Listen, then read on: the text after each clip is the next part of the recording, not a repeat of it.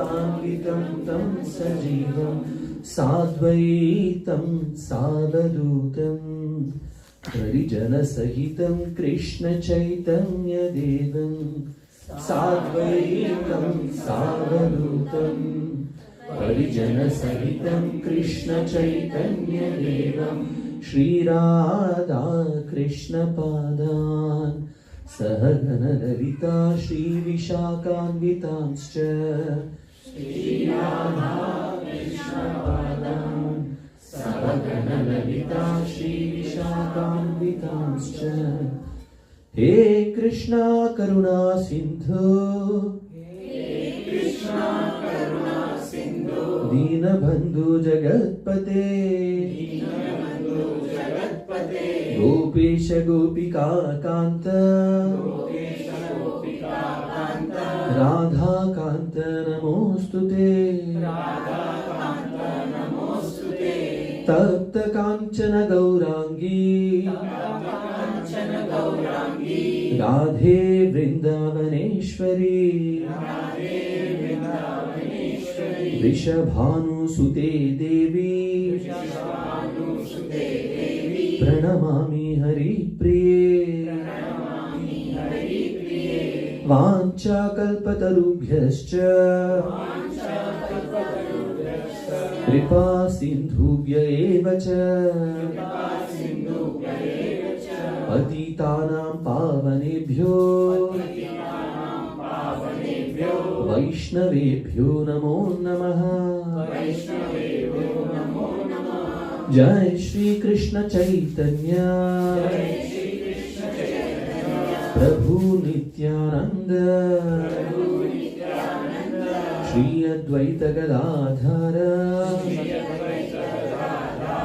Shri Vasadi Gaura Bhakta Vrinda Hare Krishna Krishna Krishna Hare Hare Hare Rama Rama Rama Hare Hare Mukam karoti vachanam pangum langayate girim yatkripatamaham vande Shri Guru Nataram Paramananda Madhavam Shri Chaitanya Ishwaram.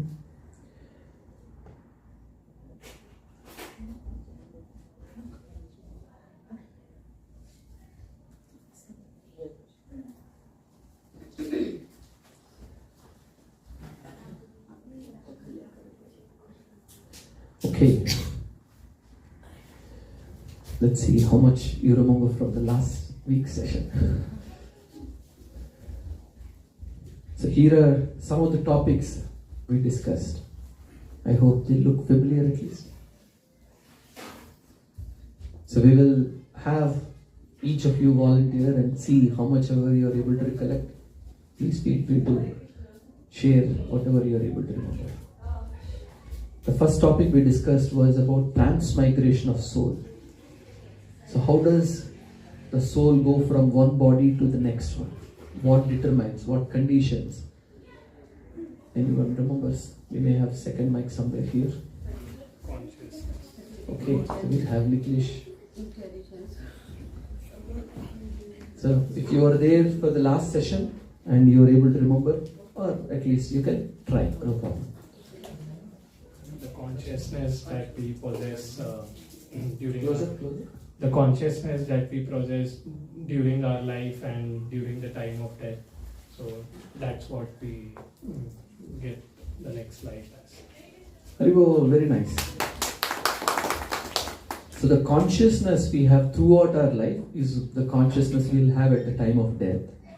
And whatever consciousness we have at the time of death, whatever body suits that consciousness. If we have the consciousness of a bear, like want to sleep all the time, then we will get a bear's body. If we are thinking of the opposite gender at the time of death, then we will become women or men, vice versa, like that. So, okay, that's very nice. What else did we discuss? For what is karma, we discussed few stories. Anyone remembers? Merchant and Okay, so Raviji has some thoughts. the story of merchant and the people.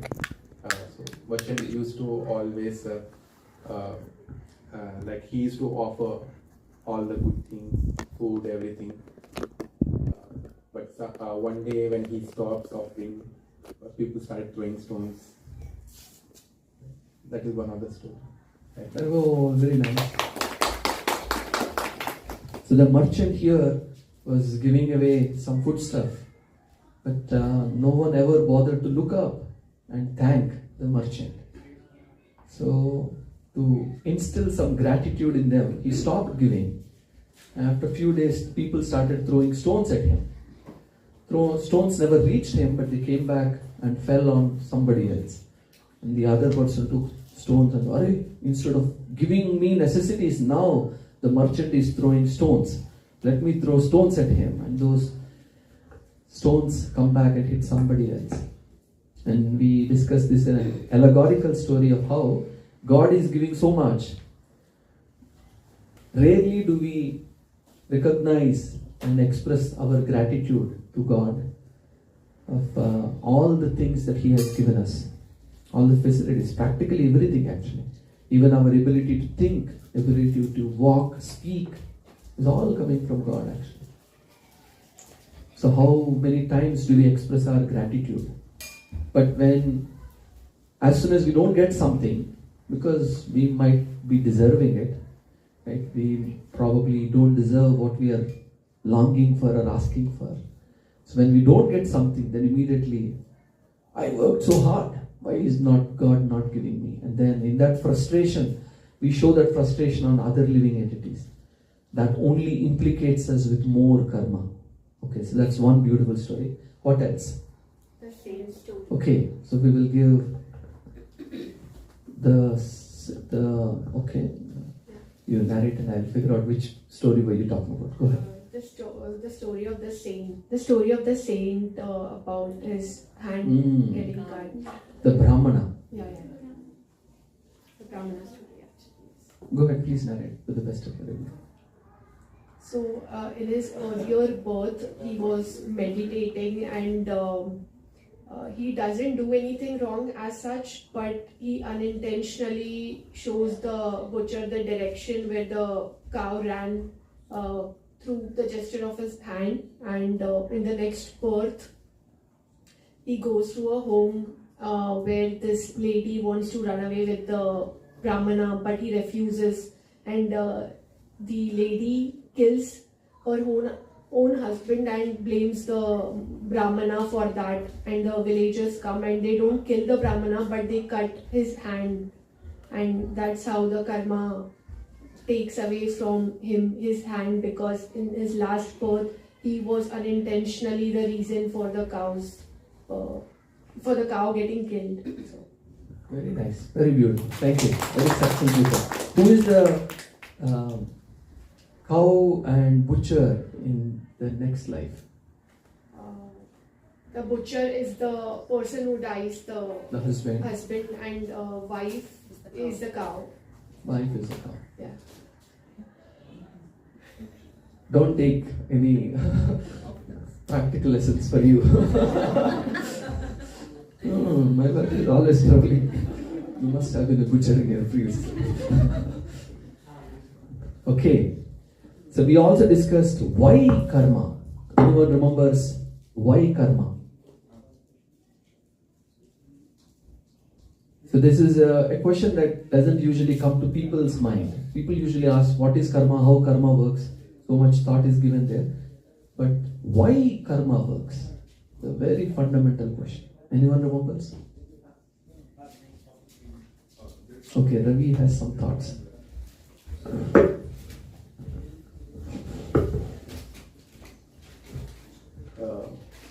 So last week we discussed that how much ever the good exists in this world, there is always someone to break the law and order.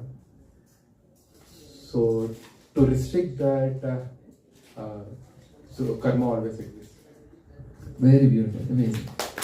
We discussed about how to build and plan a city we have so many buildings and highways and shopping malls and so many things. And we said, but we also need to build a jail. And some people may wonder why jail is needed. And it would be nice if everybody follows rules and everybody is good citizen. And we discuss, no, there is somebody or the other who always wants to break the law. So for those type of people, there is jail. So extending that example, we discussed how it's a little heart-shattering for those who haven't heard this before. Like, what? They're calling this world as jail and us as people in the jail. Those who broke God's law, God sent us to this jail of material world. Such a shocking thing. Of course, there is more to discuss. How can you call such a God as loving God? So, yeah, we will discuss more. But one thing on the previous story, that Brahmana story, how karma is so cruel, it looks like. So precise also. Every pain we have ever induced to another living entity will be administered to us precisely. If we have separated, if we are the cause of separating a child from its mother, we will have to go through that pain our own selves. No other way. So, yeah, the so-called why do bad things, I think, okay, I don't want to go ahead. I want all of you to answer. Okay. So why karma exists? Why karma exists is, karma is a sensitivity training or nature's reward system. Whenever we do some good, it gives some material punya. Good job, please do more. Whenever we do some bad job, through karma, God gives us some electric shock. Like that, okay, maybe I'm not supposed to touch this or do this. So eventually, the goal is to go back to Godhead, where there is eternal happiness and joy. Every walk is like a dance. Every word we speak is like a song. Every relationship we have is imbued with pure selfless love. Everybody just wants to serve. Everybody. So that is the spiritual world. We are longing for such a thing, isn't it? But there is a price to pay, which is only pure souls can go there. Because if God allows an impure soul to come there, we will go there and say, all of you serve me. Because we will end up mistreating people. We will not be able to. We are not capable. We have to develop. That capability is there in the heart. But right now it's covered over by the selfish desire to enjoy. But when that selfless desire to serve fully manifests, that is where the living entity fully enjoys. So it's a very deep, amazing thing. Like a mother can possibly experience this to some extent. And I'm sure all of you, I'm sure fathers also, when you have a newborn baby, physically you are suffering. You don't know when you wake up, when you are sleeping. They cry and you don't know whether they are crying for diaper change or milk or something else. You hardly sleep. But as we serve them, we experience some inner joy, some sort of happiness that is inexplainable. So this is the joy of selfless service. Okay, and then we also discussed about 3 types of karma. Anyone remembers this? Okay. Okay, Mataji is we will give it to Deepika Mataji. Okay. Yeah, so before I say, I remember this because there's a steps, dance steps. Everyone loves Bollywood. Mahive. Yeah. Okay, so go ahead. karma, vikarma and akarma. Please show us which direction. So karma, vikarma. No, Mataji only remembered the dance step. Okay, karma. Yeah. Okay, 1 point. Akarma, Vikarma. vikarma, bad karma. This is punya karma, and this akarma is bhakti. bhakti, where we don't want results also. We are not attached to results. We are doing work for purification and for pleasure of Krishna and for the pleasure of devotees. So, and for the pleasure of family also. Family, once they become devotees. Basically, any service we do with an intention to uplift our consciousness and uplift other people's consciousness. Go to closer to God for ourselves and bring others closer to God. Even the smallest act that we do without expecting anything in return. I am not expecting. I raise children not because eventually when I become 65 they'll support me. That's not the intention. Nor are we raising them so that when they become teenagers they will continue to love us. They may not. I mean, in America they won't. So, but still, we will do our duty irrespective of whether they kick us in the face or not. So, to the best. I mean, of course, sometimes doing your duty also means showing them the stick also. But that's not done out of anger or frustration. It is done with love. So, it is done as a service. There is one devotee who, when when his child misbehaves, he tells, see, what you did is wrong. And if I don't teach you a lesson, you will make this mistake and you will continue to make this mistake. So for your benefit, I'm going to hit you now. Very calm and composed. And then, the child is thinking, what is this type of treatment? So this is actually purifying type of parenting. Because we are not attached to the results of parenting. We are doing our service to the best of our ability. We want to uplift ourselves. We want to uplift others also, which includes our family, society, everyone that we interact with. So this is akarma. This type of consciousness is akarma. We do the duty for pleasure of God and for purification of all of us. Of course, it takes a long time. Easy to say. Once you have a teenager say, talk back, say something, it's a journey. It takes many years to get. Okay. 3 types of karma. What else? Punya karma versus akarma. Who can say something about punya karma versus akarma? Okay. Before she speaks. Anybody else? Punya karma versus... Okay. Sorry, since you already said. Please go ahead. Punya karma is doing good things, but the intention behind that is, there is some intention that is tied to it. But akarma is doing it without any intention or without expecting anything. And you also gave one example of prasadam, that you cook every day, but you cook for the God. So that is akarma, because you are giving it to Krishna, Lord Krishna. So yeah. Very nice. Beautiful. Any other difference? Punya karma, does it stay forever? No? What happens to punya karma? You gave the example of hell and heaven. Okay. Last time you gave the example of hell and heaven, Prabhuji. There is a person who goes and he has both equal, good marketing department. Yes. So the marketing departments do well that he chooses hell, seeing that. And he has both, so he has been given the option of choosing either the hell or heaven.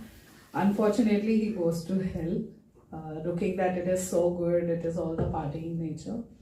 So it has an expiry. Once all the punya karma that you do is done, the time period is done, you come back.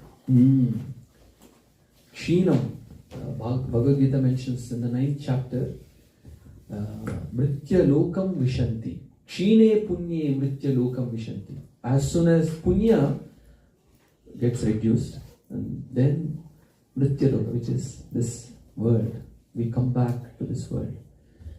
Earn more money. It's like, I think we were also giving the example of Las Vegas. As soon as your credit card is declined, they throw you out, you come back here, do some more work, accumulate some more money, and like that. What else? What else is that? Does punya and Papa cancel each other?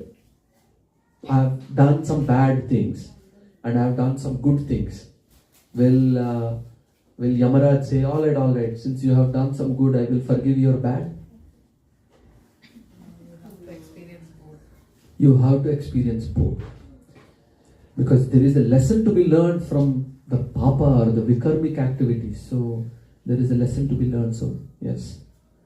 And what is the difference between, so Punya Karma we said, as we enjoy, it reduces. What is the difference between Punya Karma and Akarma? Is it a separate bank account or Punya and Akarma are same? Separate? What happens to Akarma? Like let's say I do some bhakti because of which God gives me more opportunity to hear Bhagavad Gita or chant or practice spirituality. So what happens to my Akarma bank account? Okay, Vinod has some very strong conviction. His bank account seems to be increasing, so please give us access to. Yeah, I think Akarma, what I remember is Akarma doesn't get stored like Punya Karma or bad Karma. So that has to like temporary time. But for Akarma, it doesn't get stored. Akarma also gets stored. Akarma is also, but it's an eternal bank account. Like for example, maybe 10 lifetimes ago, for example, you touched Bhagavad Gita, or you read one verse in Bhagavad Gita, or you heard somebody speak something in a Bhagavad Gita class, and you thought, wow, I wish I'm able to do this spiritual activity. That's all you thought in your mind. But you never really paid attention to spirituality, let's say. Krishna remembers that, this guy has given his few moments of his life to spirituality, to understanding me, to worshipping me. And that account, it goes into the spiritual account and it permanently stays there. And Krishna is looking for a good opportunity. Whenever our desires are somewhat aligned with spiritual life, then immediately God brings back the opportunity to connect with devotees. There maybe we come to the US and we earn so much money, so much power, prestige, and still we are frustrated. And then we are thinking, what is there? I thought this is Swargaloka. I am not feeling any enjoyment here. I am only washing my dishes. I am only driving my children. I am not feeling any joy here. And then Krishna says, all right, good time. And some devotee comes, knocks on the door, gives Bhagavad Gita, and you are immediately, wow, this is nice. Or somebody forwards on WhatsApp, free Bhagavad Gita classes. Free. And then, free only, no? Let us try. It's like that. So somehow or the other, something that we have done 10 lifetimes ago also, Krishna, God looks for a proper opportunity to give. And finally, why do bad things happen to good people? So no $1 million for answering this question. So who can? By the way, does she want to attend the kids class? They already left. Joined a bit late and they left. Kids classes are here only. I was worried. Where did kids go?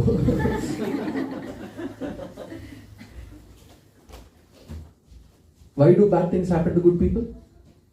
Because of the past life karma. Yes, because of our past life karma. We will talk, sometimes people ask, can God tell me why? I understand already, I might have done some mistake in the past because of which I got into this car accident, or I cut my finger, or I got some big disease. But would be nice why He's giving. I made this precise mistake in my previous life, which is why I'm suffering like this. Sometimes people ask. So we will discuss more we will have an advanced karma session. We will cover more about these. Can I do prayashchitta? Sometimes people ask. I'm lamenting, repenting that I made this mistake. Would karma go away? So we will talk more about that. And we also discussed karma on devotees. How does karma work on devotees? Can anyone comment? Does karma work on devotees? Yes or no? Yes? How many of you think yes? Okay. How many of you think no? Karma doesn't work on devotees. Okay, only 2. Numbers don't add up.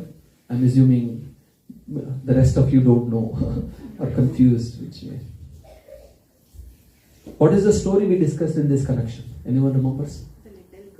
The little girl. We will give you the mic. Kushbu. So, there's some turbulence.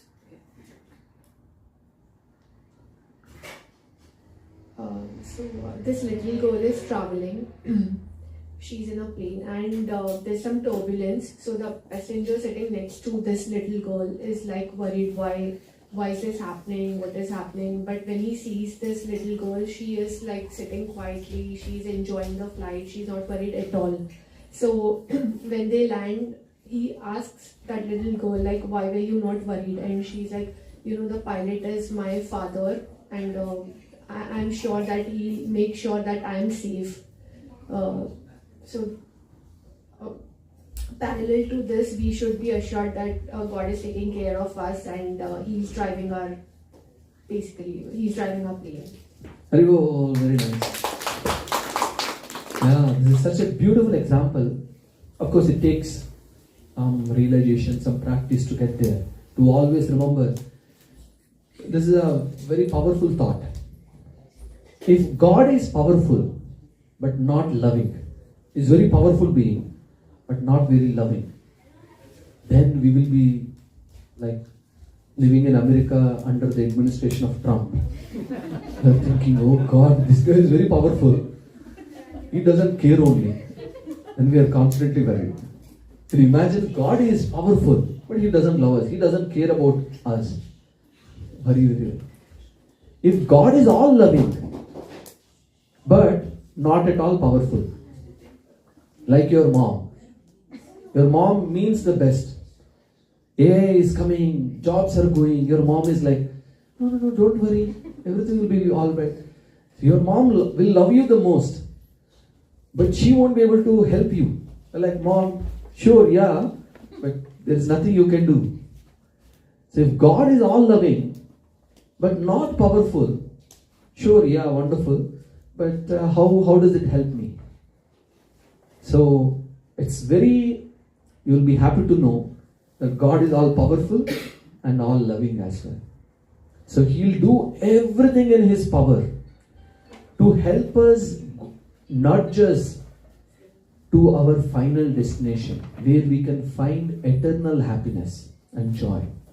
So any step we take in that direction, if a test is necessary to graduate us from 2nd grade to 3rd grade, He will give us a test. If a test for an unprepared student, for example, if a test is going to lower his confidence, then God doesn't give us tests. What does that mean? He may give us difficulties. It may look like devotees are also going through karma. But that karma, those difficulties, the turbulences that devotees face, they actually make those devotees stronger in their bhakti. Their faith in God only increases. At the end of the turbulence, their faith in God only increases. God never gives tests that we can never pass.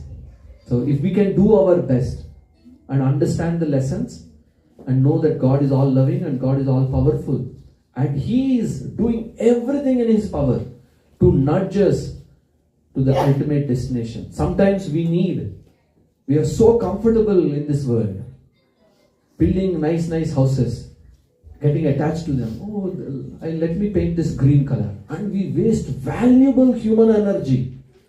We discussed human birth is so rare actually. Bhagavatam mentions Sudurlabha. Durlabha means rare. Sudurlabha means very rare.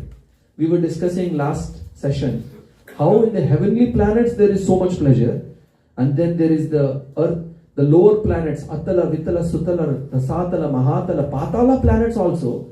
You will be amazed actually, even there is unlimited enjoyment. But only on Bhumandala, there is a mix of both happiness and distress.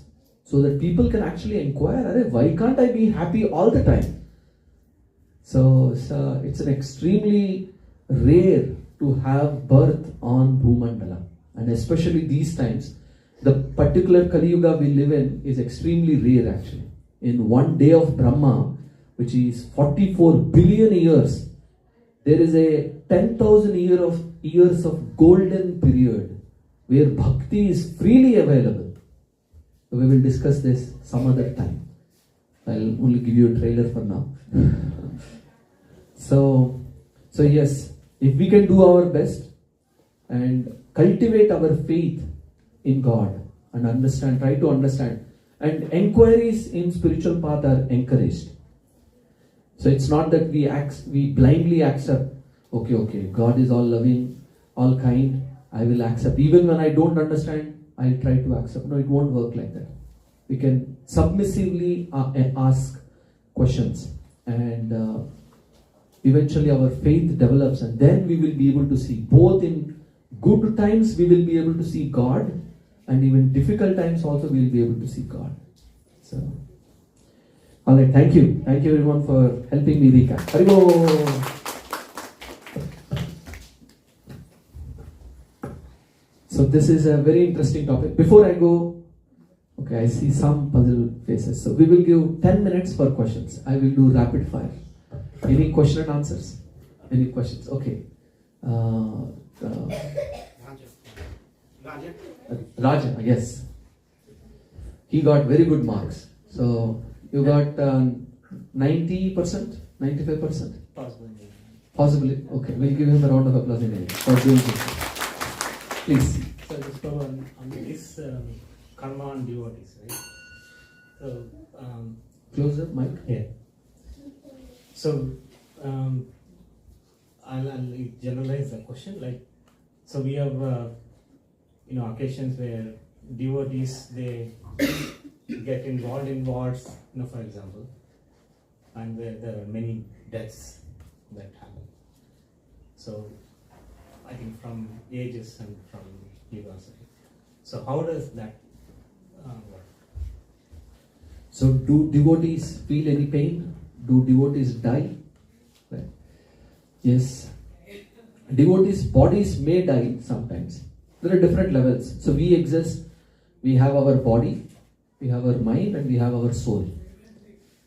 So God may protect our body if He thinks that this guy is making good progress in devotional life, the environment is properly set. Because God can see billion moves ahead. In chess, for example, He can see all permutations and combinations. What is going on in the world politics. Then He can see which all life choices we made in the past, which all choices we may make in the future. So God can see our future very clearly. And if He thinks that, okay, in this birth, in this body, there is a very good chance that He'll make progress, He will give us the maximum protection for the body also. And we have seen so many scenarios.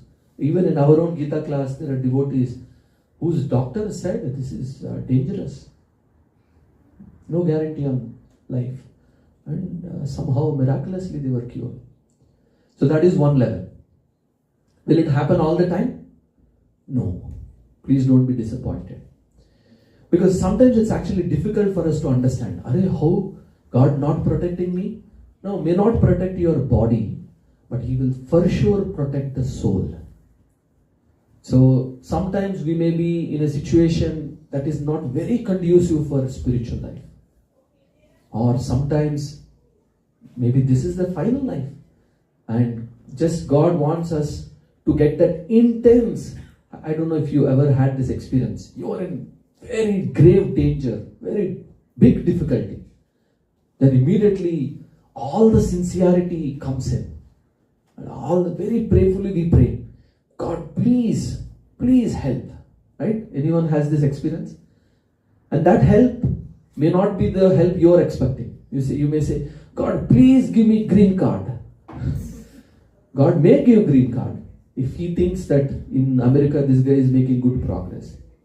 But he may make an arrangement such that your journey back to India is very smooth and you are actually more blissful, more satisfied, and you will actually make faster progress in India.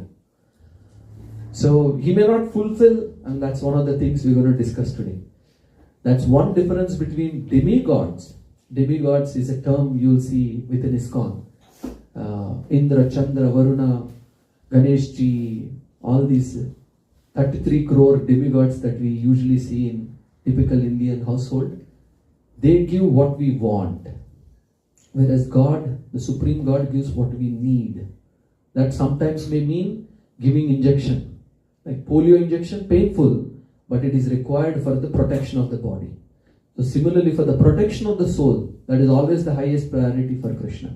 So for the protection of the soul, sometimes if the body need to be given up, so God arranges situations like that. Is that helpful? Thank you. Can I give an example? Sure, please. We welcome stories and examples. This just happened with us 10 minutes back. Okay, so we were on the way to Gita class. We sat in the car, me and the kids. My husband thought I took the keys of the house.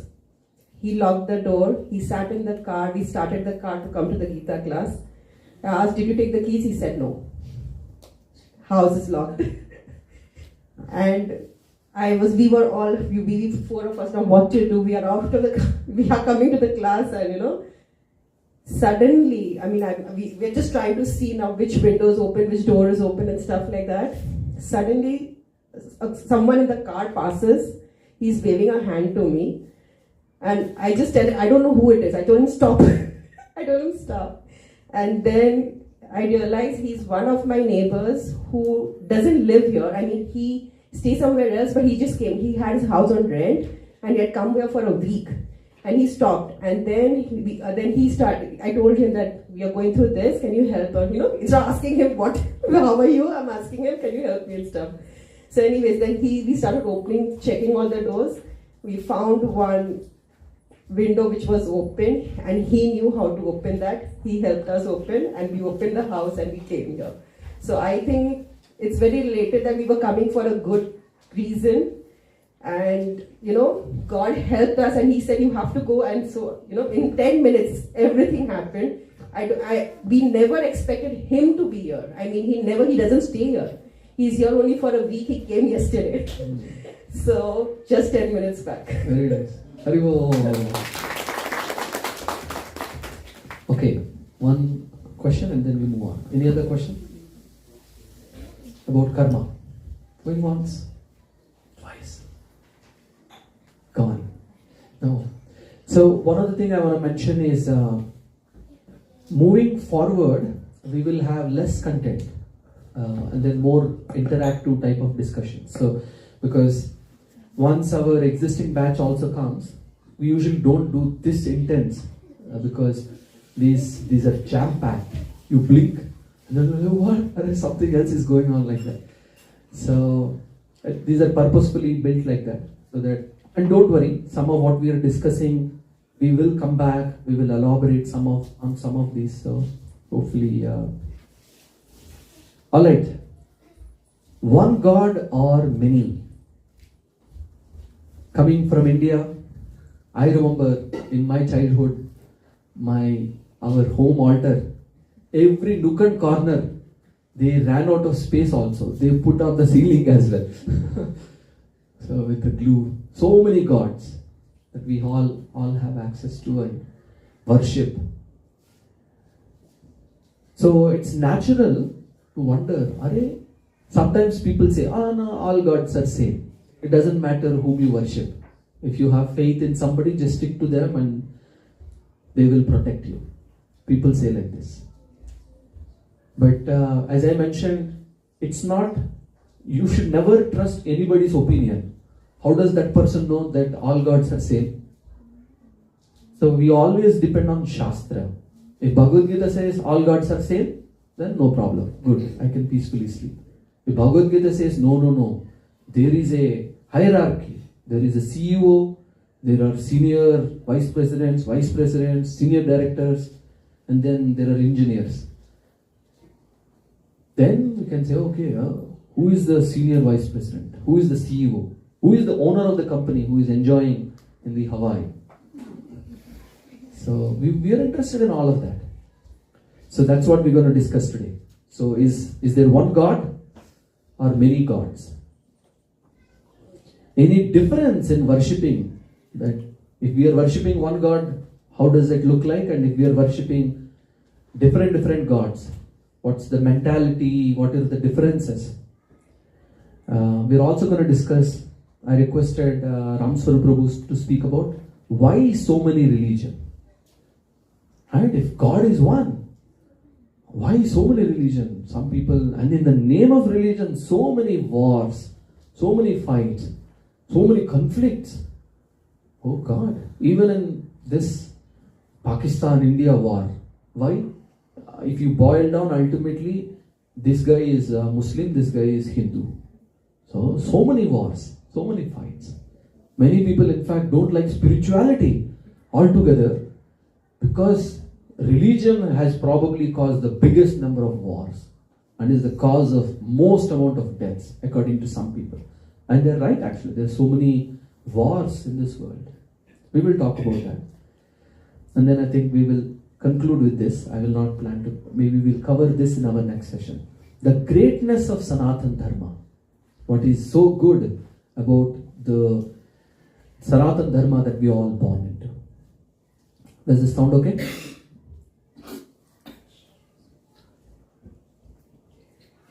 Okay, so I have an acronym for this, so you can all easily remember. Nawab, N-A-W-A-B. What is this? Nawab. Supreme versus demigods. We see this word demigod. Demigod means some inferior position. This is a term you will find in ISKCON. People refer to Ganesh ji, Lakshmi ji, Saraswati, Varuna, Chandra, Indra, Yamaraj. All of these are referred to as demigods. Means they are one step below God or the Supreme God. So what is the difference between Supreme versus demigods? First one is N. N stands for number. How many Supremes exist? Right? If there are 2-3 Supremes, who is the Supreme among you? So there is one Supreme. And how many demigods exist? 33,000. 33 crore demigods exist. Most of whom we don't know actually. Did you know that there are demigods controlling our nostrils? The 2 Ashwini Kumaras. If we have not done a good job in our previous life worshipping them, one of your nose may be blocked because of allergies. They administer. It's a perfect administrative management. Based on karma, each demigod is divided. The twin Ashwini Kumaras are there, ruling over our nose. So there are 33 crore demigods like this. So that is one difference.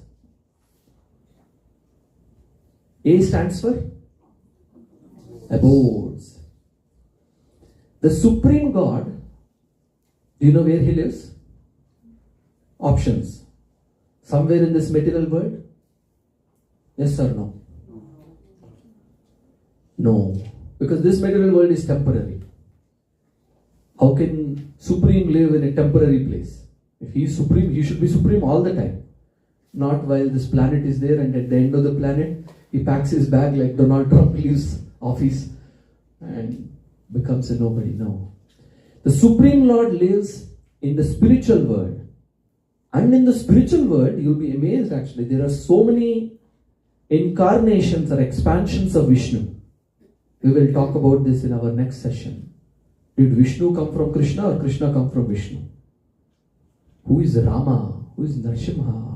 Only Dashavataras are there, or are there more incarnations? We will talk more all about this. So in the spiritual world, there are so many innumerable spiritual planets. One planet for different incarnation. And the highest of all these spiritual planets is Goloka Vrindavan, where devotees are worshipping God with so much love that they forget that that Krishna is the supreme. In this Goloka Vrindavan, the devotees, they are imbued with so much love that they forget that the person, Krishna, is the supreme God. We don't believe that Krishna is the supreme God due to lack of love, but in Goloka Vrindavan, they forget Krishna is the supreme due to excessive love. Quite extraordinary. And he performs so many wonderful pastimes that are endearing to the hearts of devotees. But what about demigods? It is mentioned sometimes people in Bay Area, we get 2,000 square foot home or 6,000 square foot lot. We are thinking, my house is big. Demigods, it is mentioned, they get one planet for themselves. So they are very opulent position, very powerful position. So demigods also get very opulent planets, but those planets, they are there only temporarily. 44 billion years of Brahma's day, they are actually 14 Manvantaras. So, okay, since I started, okay. So one day of Brahma is divided into 14 parts. How many? 14. So each Manvantara is ruled over by Indra, for example. Indra occupies the position of Indra is actually a post. Indra is like president. Indra is not a name. Donald Trump is the name, and he is currently the president. Similarly, we have one Indra. Do you remember what is our current Indra's name? So, our next Indra, after this Manvantara ends, do you know Bali Maharaj? He is expected or he is predicted to become Indra for the next Manvantara.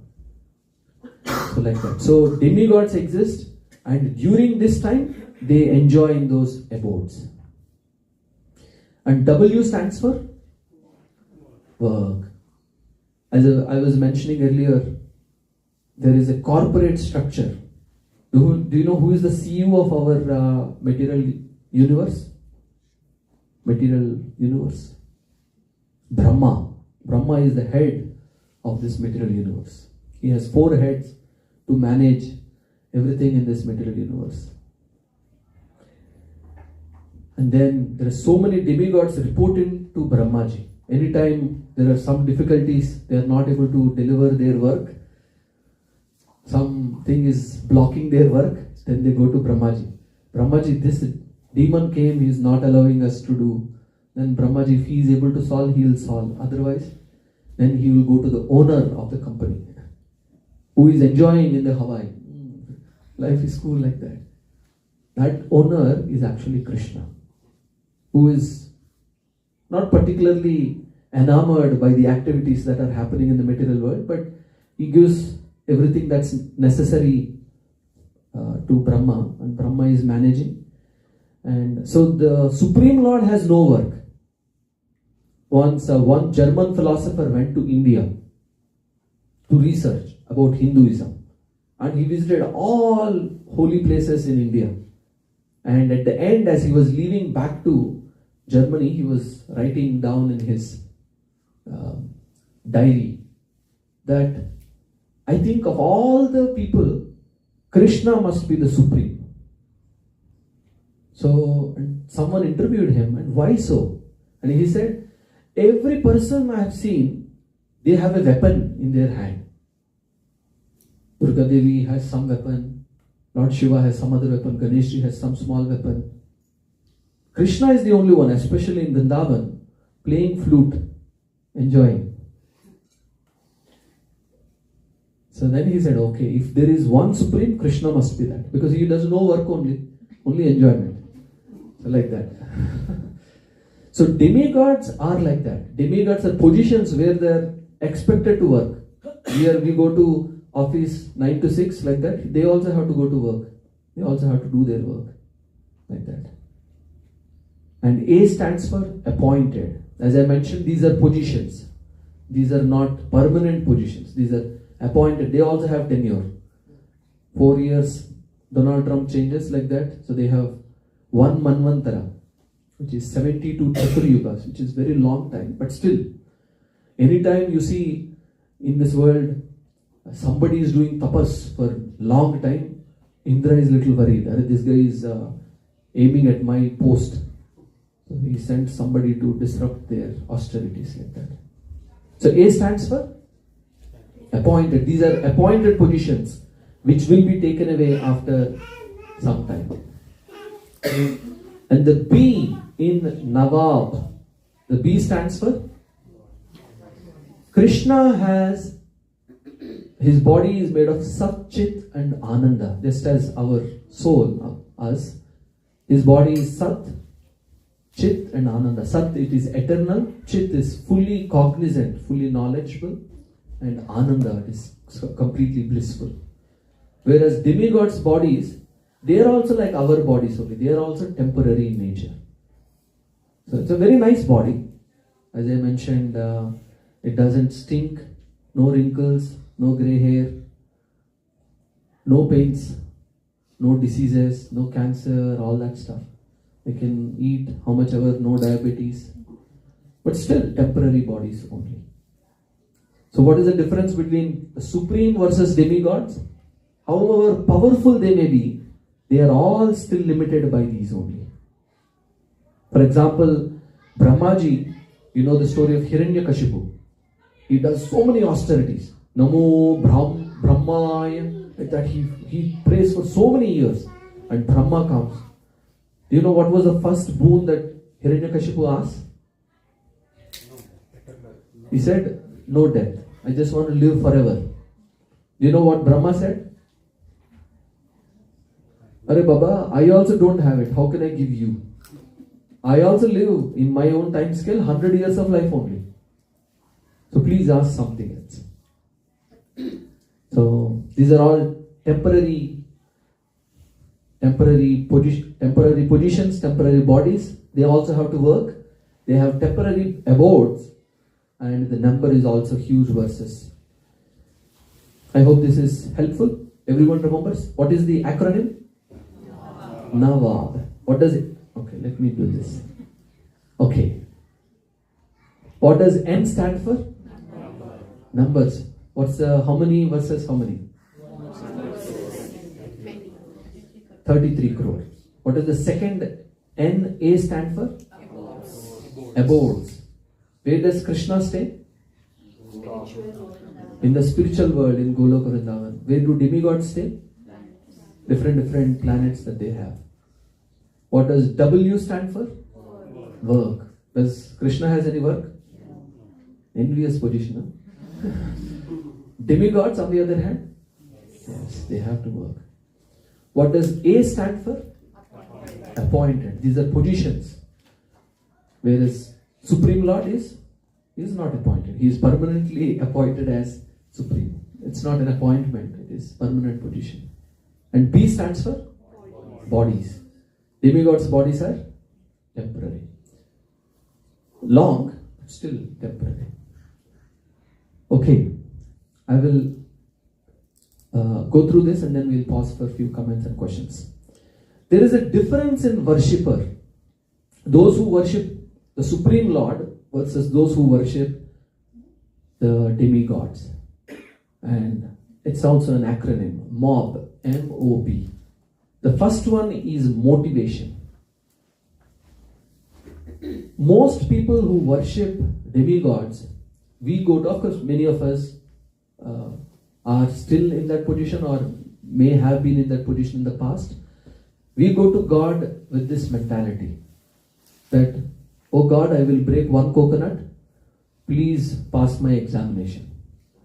Oh God, I will give you one mala of vada. You please protect us from all evil forces. Like that. So people have this business mentality. Prahlad Maharaj calls this is business transaction. I give you this, you please give me something back. material, something material, like that.